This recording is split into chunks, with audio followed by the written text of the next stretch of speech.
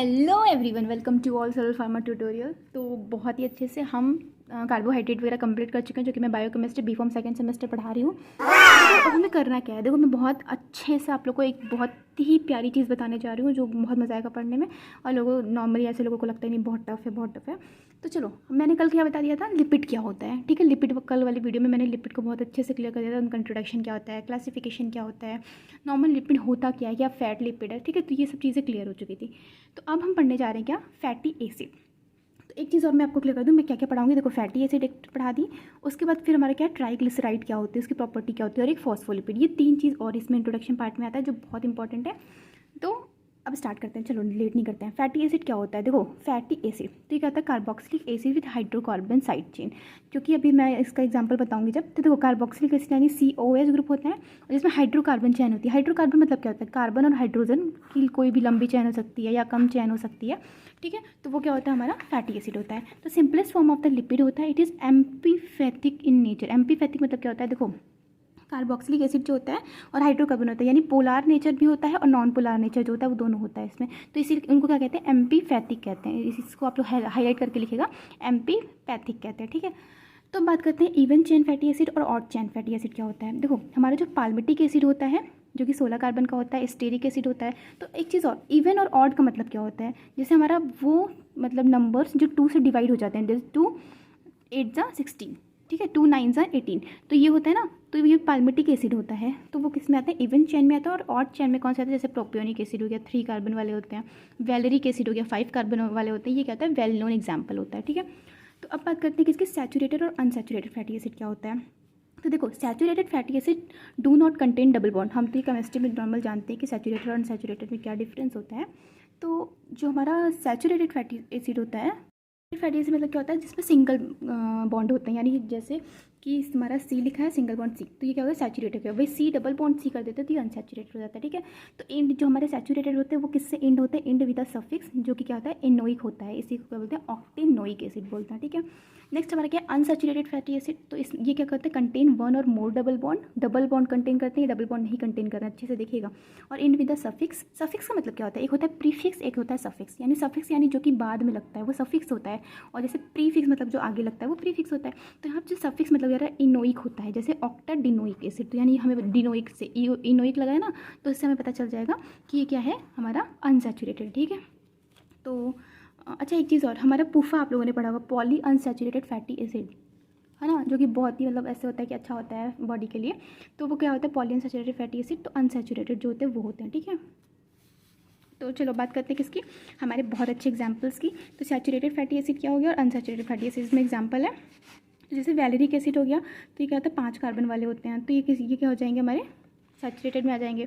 Caproic acid होता है 6 carbon, कैप्राइलिक होता है 8 कार्बन, कैप्रिक होता है 10 कार्बन। तो देखो इसको कैसे याद करना है, PO है पोरिक ना।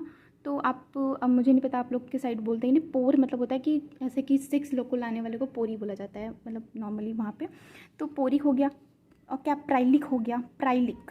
ठीक है, और कैप्रिक, प्रिक, ट्रिक से कुछ प्रिक से आ जाएगा, 10 लोग जो होते हैं वो ट्रिक बना रहे हैं कोई, ऐसे कुछ भी आप लोग, मैं तो ऐसे याद कर लेती हूँ उल्टा सीधा कुछ भी करके, जो आपके दिमाग में बैठ जाए ऐसे याद करना है। ठीक है, लॉरिक एसिड तो 12 हो गया, और लास्ट हमारा बहुत इंपॉर्टेंट पाल्मिटिक एसिड होता है, जो कि कितने कार्बन के होते हैं, 16 कार्बन के होते हैं। ठीक है, नेक्स्ट इधर हमारा क्या है, पाल्मिटिलो, क्योंकि क्या है लास्ट में क्या आना चाहिए इनके, इनोइक आना चाहिए।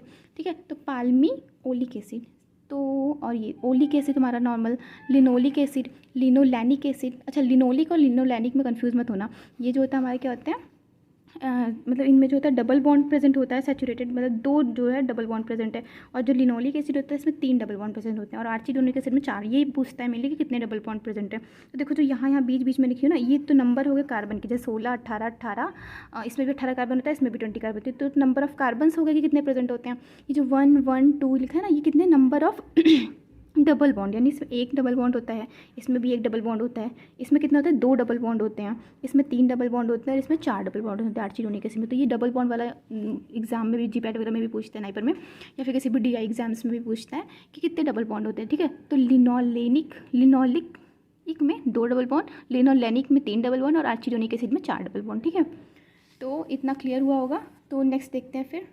चलो तो देखते हैं क्या होता है। अब इसेंशियल फैटी एसिड क्या होते हैं। अच्छा, इसेंशियल का मतलब क्या होता है, इम्पॉर्टेंट, ठीक है, या फिर पाइवटल। तो इसेंशियल मतलब क्या होता है कि fatty acid that can not be synthesize by body, मतलब वो फैटी एसिड जो हमारी, क्योंकि देखो हमारे लिए ज़रूरी वही होता है जो हमारे पास नहीं होता है, नॉर्मली ऐसे बोलते हैं ना। तो फैटी एसिड वही होता है जो कि सिंथेसाइज नहीं कर सकता है हमारा बॉडी, तो should be supplied in the diet. तो नॉर्मल कहता है इसेंशियल, हम लोग कभी कभी ऐसा सोच रहे थे, जैसे अभी जब हम थोड़े से ऐसे रहते हैं तो हम सोचते थे कि इसेंशियल वो है जो हमारी बॉडी में सिंथेसाइज हो रहा है, तो नहीं, इसेंशियल वो जो हमारी बॉडी को नहीं मिल रहा है, ठीक है। तो हम उसे कैसे लेंगे, डाइट वगैरह से लेंगे। तो इसी का क्या कहते हैं, EFA यानी इसेंशियल फैटी एसिड कहते हैं। उसका एग्जाम्पल क्या है, दो ही आपके होते हैं, जैसे बहुत सारे मैंने बताया पीछे, तो उसमें दो ही होते हैं, लिनोलिक एसिड 18 कार्बन वाले होते हैं और लिनोलैनिक एसिड 18 कार्बन वाले होते हैं।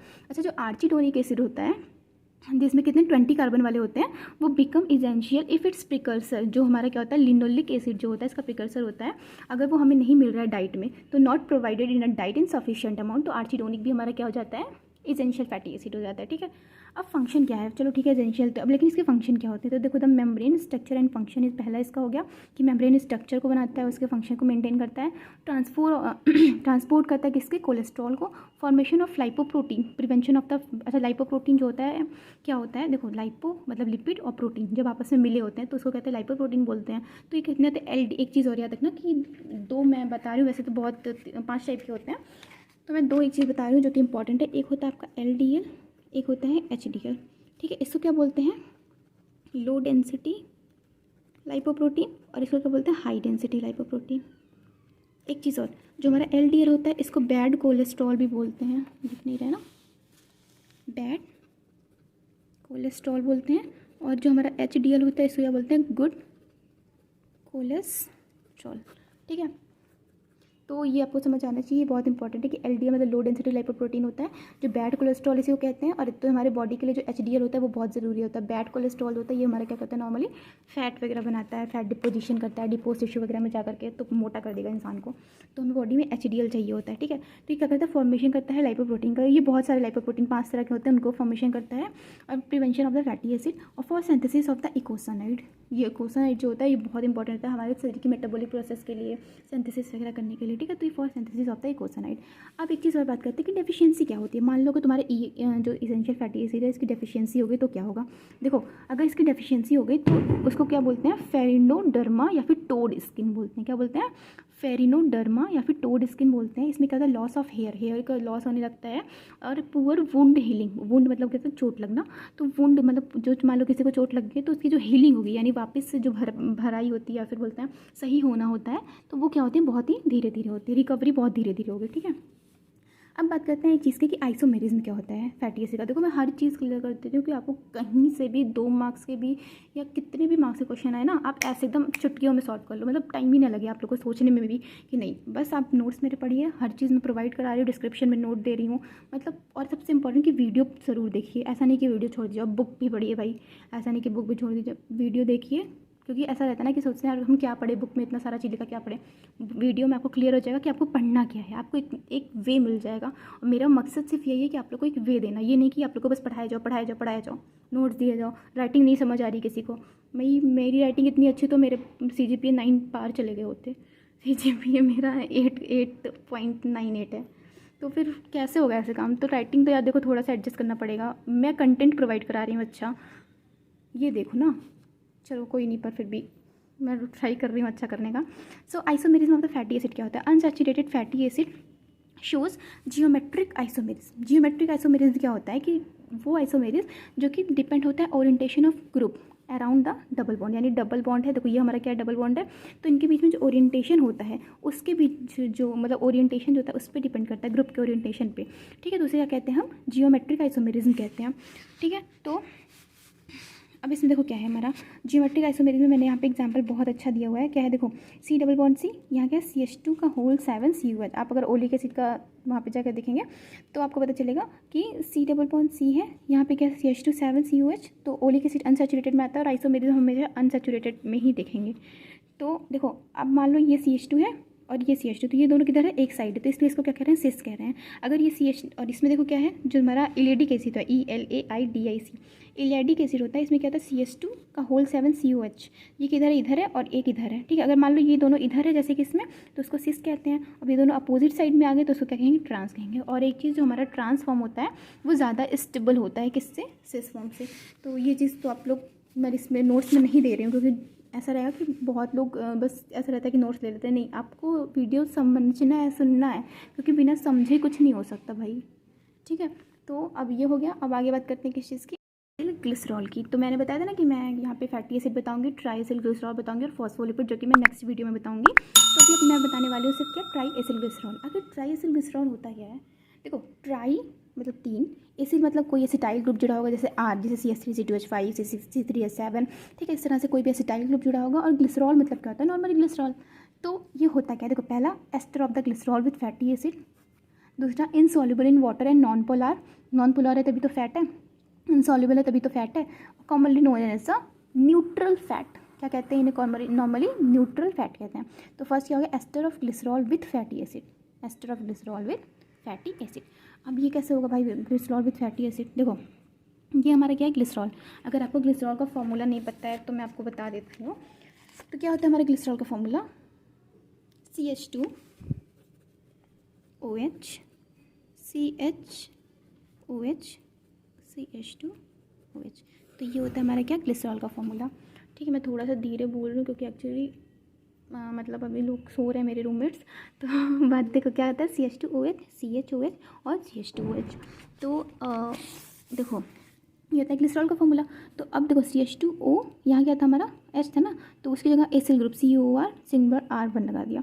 CHOH था तो ये कटा हुआ है, देखो CHO single bond C double bond O R2 लगा दिया, और ये CH2O C double bond O R3 लगा दिया। तो इसको क्या बोले अब हम अपन, ट्राई एसिल ग्लिसरॉल। समझ आया कि नहीं। तो ये क्या होगा, ट्राई एसिल ग्लिसरॉल का एग्जाम्पल हो गया। आपको एग्जाम्पल सहित लिख करके आना है, मैं पहले बता रही हूँ पेपर में, बहुत अच्छे से करना, मतलब नाक नहीं डूबनी चाहिए मेरी। अब बात करते हैं प्रॉपर्टी ऑफ ट्राइग्लिसरॉल की। अब ये देखो क्या है ना कि मैं जो प्रॉपर्टी बताने जा रही हूँ ये बहुत ही इंपॉर्टेंट हो जाती है। क्यों, क्योंकि पहली चीज़ हमें रियल लाइफ में इससे कैसे लिंक करना है वो हमें पता चल जाता है। दूसरी चीज़ हमें क्या चीज़ टेस्ट करनी है क्या नहीं करनी वो पता चल जाता है। कोई भी चीज़ की स्मेल किस लिए होती है वो पता चल जाता है। और सबसे इम्पॉर्टेंट, प्रॉपर्टी बहुत पूछता है कॉम्पिटेटिव एग्जाम्स में, है ना। तो बात करते हैं property of try acyl glycerol की। तो सबसे पहले क्या है, हाइड्रोलिसिस। हाइड्रोलिसिस मतलब हाइड्रो मतलब वाटर और लिसिस मतलब टूटना। तो बाई एंजाइमेटिक हाइड्रोलिसिस जो ट्राईग्लिसरॉल होते हैं प्रोड्यूस करते हैं किसको, फ्री एसिड्स को एंड ग्लिसरॉल को। किसको प्रोड्यूस करते हैं, फ्री एसिड और ग्लिसरॉल जो होता है उसको प्रोड्यूस करते हैं। तो hydrolysis is catalyse by lipase, जो कि एक एंजाइम होता है हमारे GIT में प्रेजेंट होता है, इंपॉर्टेंट होता है फॉर डाइजेशन ऑफ फैट, ठीक है। तो ये हो गया। नेक्स्ट हमारा क्या है, सैपोनिफिकेशन। अब सैपोनिफिकेशन क्या होता है, hydrolysis of triglycerol by alkali. Alkali मतलब क्या होता है, बेस, ठीक है। तो प्रोड्यूस द, क्या प्रोड्यूस कर रहा है, एक minute, produce a glycerol and soap is known as a saponification. यानी मान लो कोई हमारे पास ट्राइग्लिसरॉल है, उसको क्या कर रहे हैं हम लोग, हाइड्रोलिसिस कर रहे हैं। तो हाइड्रोलिसिस किसके प्रेजेंस पे कर रहे हैं, अल्कली के साथ कर रहे हैं। तो वो क्या प्रोड्यूस करेगा, सोप को प्रोड्यूस करेगा यानी साबुन, और क्या बनाएगा, ग्लिसरॉल बनाएगा। इसी को क्या कहते हैं, सैपोनिफिकेशन। तो हमारी जितनी भी साबुन आप यूज़ करते हैं, लक्स यूज़ करते हैं, प्योर्स यूज़ करते हैं, लाइफ बॉय यूज़ करते हैं, बहुत सारी जो भी है उसको यूज़ करते हैं, तो वो कैसे बनती है, हमारी सैपोनिफिकेशन प्रोसेस से बनती है। तो क्या होता है भाई, रिएक्शन भी तो इंपॉर्टेंट है। तो देखो ट्राईग्लिसरॉल होता है, मैंने ऊपर क्लियर किया था, CH2OH होता है, तो O की जगह COOR लगा है, H की जगह, फिर इस H की जगह COR2 लगा है डबल डैश, और यहाँ पे ट्रिपल डैश। अब ये क्या होता है, हमारा एल्कली होता है। तो जब भी हमारा ट्राईग्लिसरॉल हमारे एल्कली से रिएक्शन करेगा तो क्या बनाएगा, ग्लिसरॉल बनाता है, CH2OH CHOH और CH2। इसका एग्जाम्पल याद ही कर लो यार, बहुत इंपॉर्टेंट है। प्लस 3RCON, ये क्या होता है, हमारा सोप होता है, ठीक है। तो ये क्लियर हुआ। अब आगे देखते हैं। तो अब आगे फिर नई हमारी प्रॉपर्टी में क्या है, रेंसिडिटी। तो रेंसिडिटी क्या होती है, देखो मान लो हमारे पास कोई भी हमारा फैटी एसिड है, फैट है, तेल, ऑयल कुछ भी है, ठीक है। अगर तुम उसको क्या करोगे, धूप में रख दोगे थोड़े दिन के लिए, हवा में रख दोगे, तो क्या होगा ना, वो अजीब सी एक स्मेल आने लगती है। यानी हमें पता चलता है कि नहीं अब तो ये ख़राब हो गया है, ठीक है। तो क्या होता है, देखो deterioration of a fat and oil resulting in unpleasant taste. मान लो अगर हमारा फैट और ऑयल है, उसका डिटोरिएशन यानी वो ख़राब होने लगता है, तो एक गजब की बहुत ही गंदी टेस्ट, मतलब ऑर्डर देता है, टेस्ट देता है या फिर स्मेल देता है, ठीक है। तो unsaturated fatty acid are most susceptible to, किसके लिए, रेंसिडिटी। यानी जो भी हमारे अनसैचुरेटेड फैटी एसिड होते हैं, जैसे कि पाल्मिटिलोइक एसिड, ओलिक एसिड, ये सब जो होते हैं बहुत ही ससेप्टिबल होते हैं किसके लिए, रेंसिडिटी के लिए। तो अब देखो ऑक्सीडेटिव रेंसिडिटी क्या होती है, is is due to oxidation of unpleasant fatty acid.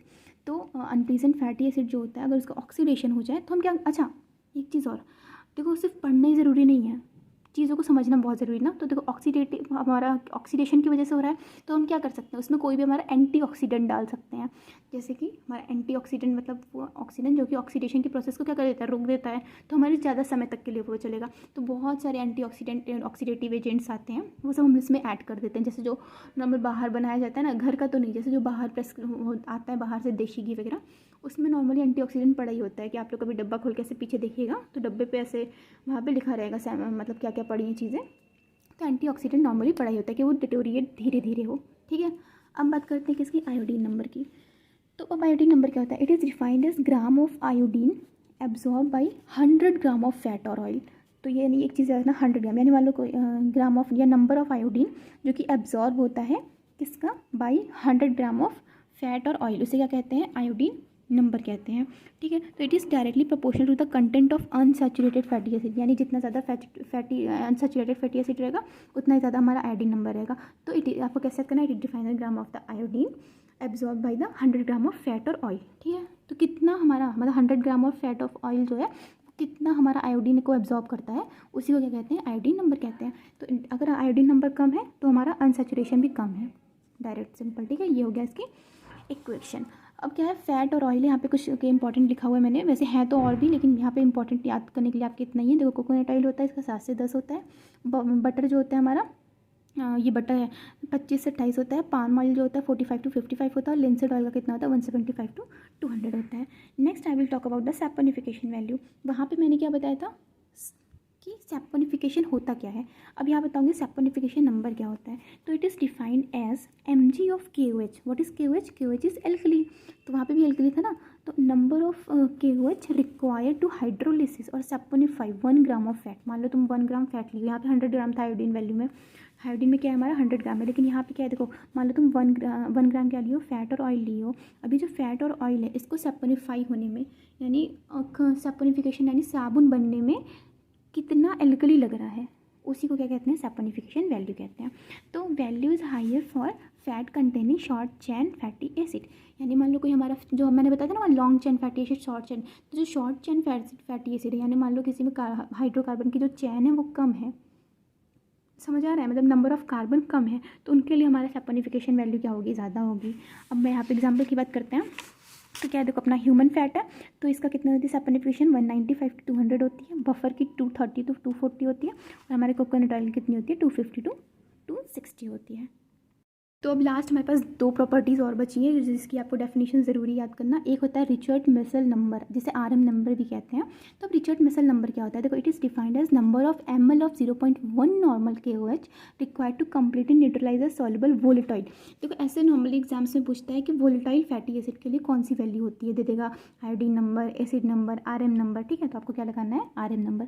तो अभी क्या है, कह रहा है पहले ये समझो कि the number of ml of KOH required to completely neutralise soluble, देखो मान लो क्या लिया, फैटी एसिड लिया, ठीक है, उसको सॉल्युबल किया गया है जो कि वोलेटाइल है, soluble volatile fatty acid. Volatile का मतलब क्या होता है, ऐसे रखो और उड़ जाए, वो क्या होता है, वोलेटाइल होता है। तो अब मान लो वोलेटाइल फैटी एसिड लिया, उसको डिस्टिल किया गया है किससे, 5 ग्राम फैट से। डिस्टिल मतलब क्या होता है, उसको मिक्स किया गया है, वाटर में मिक्स किया गया है। डिस्टिल मतलब होता है कि उसका कंसनट्रेशन को कम करना। ठीक है, तो अब क्या हुआ, इसको कम किया गया फैट के साथ, अब उसको 0.1 नॉर्मल KOH से मतलब न्यूट्रलाइज होने में जो भी वो लगता है, क्या लगता है, मतलब number of ml KOH require, मतलब कितना KOH रिक्वायर हो रहा है, उसी को क्या कहते हैं, RM नंबर कहते हैं। तो जो बटर होता है हमारा, उसकी कितनी होती है 25 to 30 होती है RM वैल्यू। इंपॉर्टेंट है, ये आपका एक बार GPAT में पूछ चुका है। अब बात करते हैं एसिड नंबर की।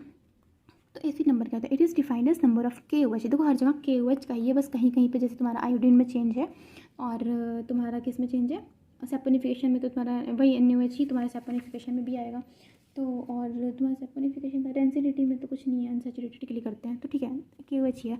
तो KOH required to complete neutralise a free fatty acid. Acid number किसके लिए होता है, फ्री फैटी एसिड जो होता है उसके लिए। किसके लिए था, वोलेटाइल जो हमारा फैटी एसिड था उसके लिए था। ये हमारा फ्री फैटी एसिड जो कि इन 1 ग्राम ऑफ फैट और ऑयल। तो oil with increase acid number are unsafe for, जैसे हम रिफाइन वगैरह खाते हैं तो रिफाइन में क्या होता है, बहुत ज़्यादा एसिड नंबर होता है, यानी एसिड नंबर, और एसिड नंबर क्या हुआ, यानी number of KOH required to neutralise free fatty acid. तो अगर मान लो ज़्यादा है हमारा एसिड नंबर तो वो हमारे बॉडी के लिए यानी ह्यूमन कंजप्शन के लिए, ह्यूमन को इनटेक करने के लिए, ह्यूमन के शरीर के लिए अच्छा नहीं है।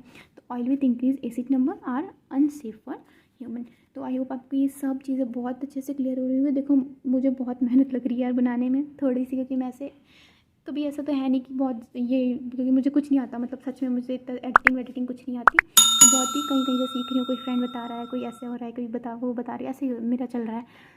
तो मतलब मैं बहुत ही कोशिश कर रही हूँ। मैं कल प्लेलिस्ट बनाई हूँ जो कि मुझे नहीं आती थी, मैं किसी तरह देख देख के बना ली। फिर उसके बाद फिर मैं क्या सीखी हूँ, प्लेलिस्ट बनाना सीख गई, एडिटिंग थोड़ा बहुत करना आ गया, और पढ़ा भी लेती हूँ थोड़ा बहुत अच्छे से। मेरा भी रिवाइज़ हो रहा है बहुत अच्छे से, तो मज़ा आ रही है मुझे भी, और आई होप आप लोग को भी मज़ा आ रही होगी अच्छे से मस्त। मतलब एकदम यार इतना अच्छा पढ़ा रही हूँ, कुछ तो तुम लोग रिप्लाई किया करो, लाइक कर दिया करो, अपने दोस्तों से शेयर कर दिया करो, इतनी तो हेल्प कर दिया करो। बाकी अच्छा लगेगा तो खुद ही करोगे। चलो ठीक है, टाटा बाय बाय, जय हिंद जय भारत।